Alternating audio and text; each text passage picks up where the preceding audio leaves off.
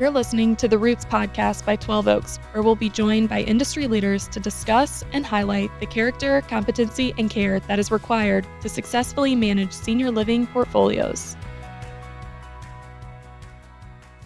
Welcome to the Roots podcast by 12 Oaks Senior Living.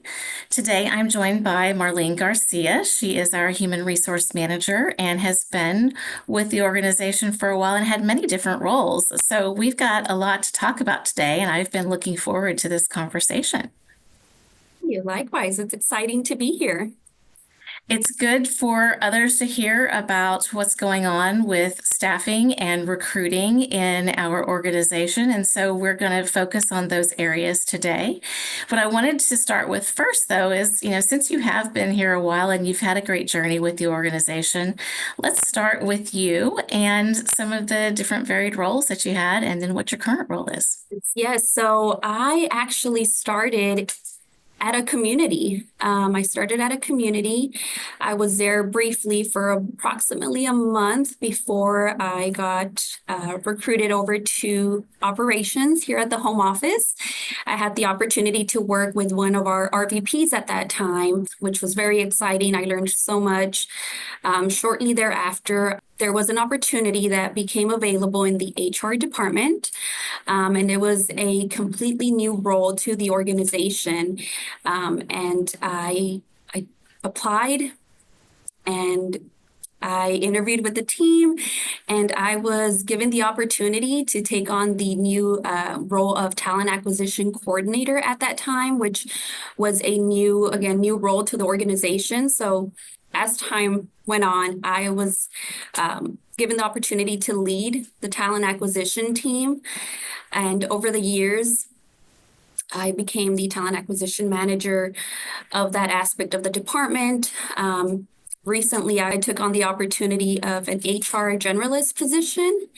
And not too long ago, I was given the opportunity to take on the HR manager role.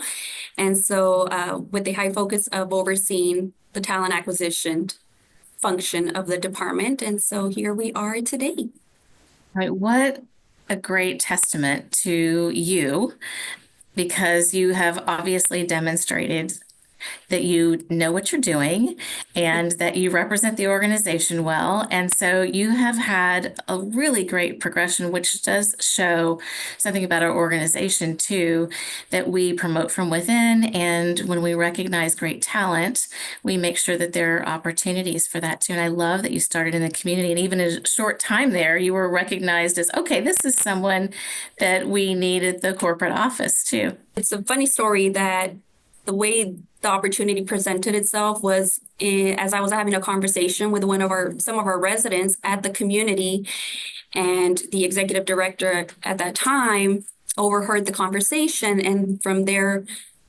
the opportunity of coming to the home office presented itself. And so it's very, very neat to know that it was just all from a conversation that I was having with our residents. I love that. That is something that you never know, the conversation or the piece of information somebody at a different place hears, and then where that might lead you to your career. So we are very fortunate to have you on the HR team. And I have been a part of seeing some of the growth or the couple of years that I've been here too. And to have you in the HR manager role is wonderful for our human resource recruiting specialist team, and as well as helping us with some human resource. You are the best at helping us with collecting data analytics, and you help with employee relations issues. And it's just a really varied role that you have right now. And it's wonderful to see you excel in all of those. Thank you. You mentioned that one of the roles that you took on here at the corporate office and with the human resource team was the talent acquisition coordinator. And we now have a centralized recruiting function that you actually were the original person that was in that role and then got to develop it. So I think it's a really great evolution of the organization that you were very much a part of and integral to the growth of that. So I'd love for you to share how that came to be and what the process was. So as I mentioned at that time, it was something completely new to the organization. So it was there was so much unknown of how to, implement and what the process would look like. And so in so much brainstorming and thought that was put into the process, we wanted to make sure that we highlighted the high touch model, that we practice here in the organization. And so when we started the process with several communities, we did not want to implement across the organization. We wanted to do a couple communities and then gather feedback and see where we needed to modify and tweak the process to be able to better support the communities. We wanted to make sure that the relationship was there between myself as the talent acquisition coordinator and the department heads at the communities. Wanted to make sure that we were building those relationships to essentially, relieve them from having to sit at a computer and review resumes, posting, reviewing resumes, screening, scheduling interviews. We wanted to give them that time back so that they could focus on our residents and essentially help them thrive in community, because that's why they're on site, with our residents. And so that was our main goal. That was, what we top of mind when we were putting this process together. And so as we incorporated the process into 5-6 communities at that time, we started getting very positive feedback and the benefits of the centralized recruiting process. And so from that, it helped expand our talent acquisition team at that time into a 2-person team. And then we started implementing it across all communities, at that time. And from there, it just kind of grew to what it is today. It's a continuous, modifying and tweaking and revising the process, because there's always going to be changes, and we just pivot with those changes and we better our processes as we go, right? And so today, it's exciting to see that we have a team of 4 HR recruiting specialists. As you mentioned, we did change the title not too long ago to better reflect everything that they capture and support our communities in, because it's primarily recruiting, but they also support in other aspects of HR areas. And so our team is now HR recruiting specialist, and we have a very solid team of 4 recruiters. We definitely do, which you've had a hand in assuring that we get the right people and the right fit, which is definitely a part of what their role is in the communities too.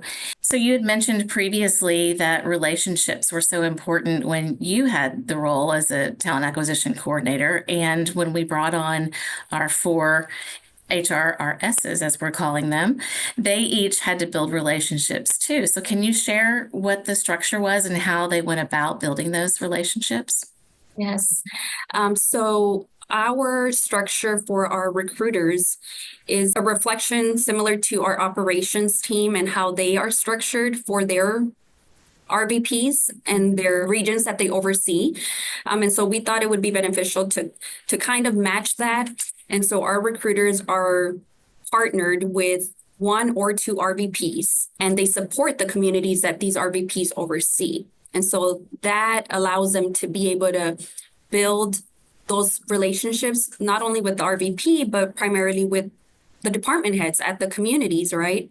And so being that they consistently work with these department heads on a daily basis, they're able to build and foster that partnership, and essentially, leading to better connection and better results of the recruiting aspect, right? I think it's worked out great so far. We've seen success in that, and our recruiters love having that consistency as well. But I do appreciate that our team's always willing to be flexible, based on the needs. And if the regions and the assignments change, there's never hesitation. They're always willing to take on and work with a different region, different communities, and they're always open to that. And they enjoy being able to have an opportunity and work with different regions that they haven't worked with previously. Right. And so I just love that about our team. They're a very cohesive team that has come together, and they do support each other whenever they need. If one area is needing more people, they'll help each other out. If someone's out on PTO, they just jump right in. So you've built a really great team that you should be proud of. What, as you reflect back on building this team, what would be something that you're most proud of? Gosh, so many things. But within our team here, it's like you mentioned, we're like a family here. And I constantly hear the team sharing ideas and saying, hey, this worked for me, this didn't. How can I better support my community? And there's always ideas being shared, strategies. They each have their unique strengths, and they are not shy about sharing, with each other. And so with that, they're able to support our communities and the impact that we have on our communities and the impact that is there then with our residents, right? Ultimately, our residents are our priority. And so just the impact that it has both on our department heads and residents is, I believe, what gets me more excited. And I'm very proud of that positive impact that we're making with them. That's so great. The connection between hiring the right people and the right roles to the residents is very big for us as an organization, and it really does show up in the interactions that they have with our residents. We hear that a lot, that you hire people that care a great deal about their residents, and then that word of mouth gets out there. Let's talk about some of the plans for 2025 and what maybe some of the technology and things that we're looking forward to, and maybe implementing things that we have currently, or maybe we're looking forward to actually putting into place later. In 2024, we focus on our thematic goal of best in class as trusted partners. And that was, in fostering those relationships with our communities. And as we continue to have a focus on that for 2025, we do have a high focus also on a new aspect of the applicant and new hire or new employee experience, right? And so we're very excited. We are actually looking to start a new position of onboarding employee experience specialist. And it's such a long title, but we wanted to emphasize the employee experience part of that, because that is a big piece of the experience, right? Of the onboarding, the recruiting, which will ultimately lead to more retention, better retention rates, which is our goal. And this position will primarily focus again on the experience part of the process. And so in that, we are looking to host virtual orientation sessions with our new hires in which we will welcome them to the organization and talk a little bit about our culture, who is 12 Oaks, making them feel welcome, not just to the community, but to the organization as a whole.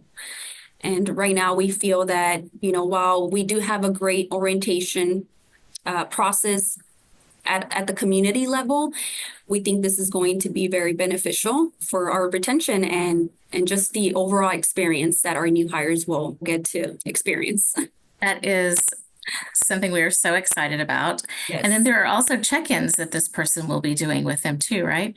Absolutely. Yes. Thank you for reminding me that they are going to be doing periodic check-ins with our new hires. And so it's not just going to be a welcome to the organization. It's going to be I will be your point of contact. So they will be a liaison between, the home office and the new hire, to where they will check in every so often with them to see how they're doing, if there's any feedback that they'd like to provide. And with those surveys and feedback that we will gather, it'll help us understand where we need to make modifications, how we need to improve our process. Right. As mentioned earlier, our processes are continuously changing, and it's always for the better. And so we are very excited that once we gather more feedback, it'll better help us. Yeah, I agree with that. And it will help us. Yeah, that will help with the processes. Right. It will help us understand what some of the challenges that employees are having in those communities so that then we can, really build on those relationships that the recruiters have had with the hiring managers and going back and saying, okay, this is something that they're experiencing. How can we help support them through that? And then on the technology side, there are things that we've done and implemented and then things that we are looking forward to. Yes, so some things we've changed is we've, for the most part, gone almost 100% electronic with everything. And so just being aware of how we're using the platforms that we have in place at this time. And as you mentioned, technology is constantly changing as well. So our platforms that we have in place continuously get updates. And so being mindful and aware of what updates are coming up and how can we put them in place, or how can we use that to better our processes to be more efficient and, ultimately help our recruiters with their process, the workload that they have, to be able to support the communities more efficiently and effectively. Right. And have those relationships with candidates too at the same time. What do you see as you're looking forward to this year?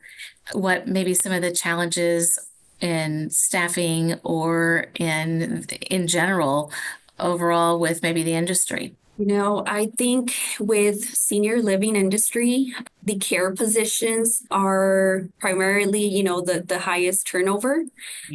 And that's just across the board in the industry, right? And so I think what we're doing to be able to decrease those numbers and increase retention is this onboarding employee experience specialist position will be a key factor in that. And as we gather the feedback and all that, we'll be able to, again, implement it, right? And use it in bettering the process and seeing where it is that we're needing to improve, right? As you mentioned, we are constantly trying to work on our analytics and metrics and creating dashboards. I know that's one of our high focuses this year, 2025.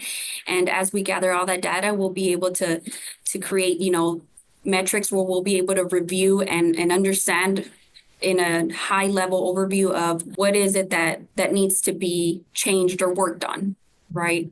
And help us with those care positions and understand how we can lower those turnover rates. They have such a high touch role with our residents that it's really key. Right. So you mentioned earlier that we use the high touch model that relates to our regional vice president's role also within our recruiting roles. And so it really does have a same impact. And it might be interesting for others to know how that actually is seen from a candidate perspective. So our recruiters are the primary contact for our organization with our applicants. As we receive resumes, our recruiters are usually the first ones to reach out to them and start building that connection with them. And from there, then they work with the communities in forwarding the applicants that match the needs based on the role. And currently, our recruiters are working on conducting pre-screens for our key positions at the communities. And that includes all department head level. And so they have created custom pre-screening questions that will help them identify candidates that are a culture fit to the organization. As you know, culture is something very big here with us with 12 Oaks. And I love that our recruiters are aware of that, and that's what they look for in the candidates. It's not just a standard questions that they go through. They want to feel that connection. They want to be able to connect with the candidate and be able to understand and identify if they are a good cultural fit for the community, and being that we have that high touch model, they have a better understanding as they work more and more with each communities to understand the culture that's at each community. And that helps them align candidates to the roles and to the communities that they're looking to fill, vacancies. Yes. And with that, it's exciting to see that the recruiting team will reach out to our partners here at the home office to have a better understanding, for specific positions. And the first example that comes to mind is we have our VP of sales here, and he's an expert in what it is that we need to look for, when recruiting for a director of sales role or any sales role, really. And so we scheduled a meeting. We reached out to him, scheduled a meeting, and asked if he would be willing to share his expertise with us and help us understand, what it is that we really need to be looking for and seeking in as we go through our screening of applicants for the sales positions. And so we had a very productive meeting with him. He gave us so many, tips and really good strategies of how to apply and what questions to ask to be able to help us identify the right fit for these different roles. That's just another example of our high touch model, with our recruiters and the candidates and ultimately the communities as well. So you've mentioned relationships are so important and partnerships and how the culture fit relates to that. When you think about what's special about that from a perspective of maybe other senior living organizations, what does that look like? So I think here at 12 Oaks, we not only promote it, we do practice and we live the culture that, we proudly promote. It's something that we do practice on a daily basis. And in the recruiting aspect, it's seen because as our recruiters work with these communities and the partners at the communities, on a daily basis, I see the trust that the communities have in their recruiters. And, I see emails and I see communication where they're complimenting and giving shout outs to the recruiters because they're comfortable and they've fostered that relationship and partnership with them. And so anytime they have to collaborate on any type of recruiting need, it's not a difficult process because the trust is there, right? The culture that we, again, promote, it's practiced daily here. And so that helps us be successful. And it's encouraging to see because it's who we are, right? Yes, that is such a great way to describe what it's like working here. We truly do work to build trust. We work to make sure that our people are known and that they feel like they matter. And you can see it, like you mentioned, in the responses, people giving shout outs and saying, gosh, thank you so much for helping me fill this hard to fill position and being a part of the whole process. And it's interesting that, as we mentioned earlier, as business needs change and we have to realign our structure, it's encouraging to see that sometimes some RVPs are a little hesitant on letting go of their recruiter because they've built that trust and they don't want to let them go or they don't want to let them work with another RVP, but it's all in a good way, right? It's because they're that comfortable with them and that partnership is there. But again, everybody is always willing to work and, take on new communities or a new assignment depending on the needs of the organization. So yes, definitely, because we are growing. And so that does continue to evolve, which is exciting for us and exciting for our recruiters too. Marlene, thank you so much for sharing your journey and insights and the high touch model that we have with the recruiting team and just sharing about the culture as well. I think that lots of people want to know what makes 12 Oaks special, and you've definitely touched on many of that. So I've thoroughly enjoyed this conversation, and I hope you have too. Absolutely. Thank you, Melissa, for having me and allowing me to share a little bit about our recruiting functions here at 12 Oaks. Absolutely. It's so key to who we are as an organization, and you lead that effort, which is wonderful. We hope you enjoyed this episode of the Roots Podcast by 12 Oaks. Get connected with us on social media and at 12oaks.com.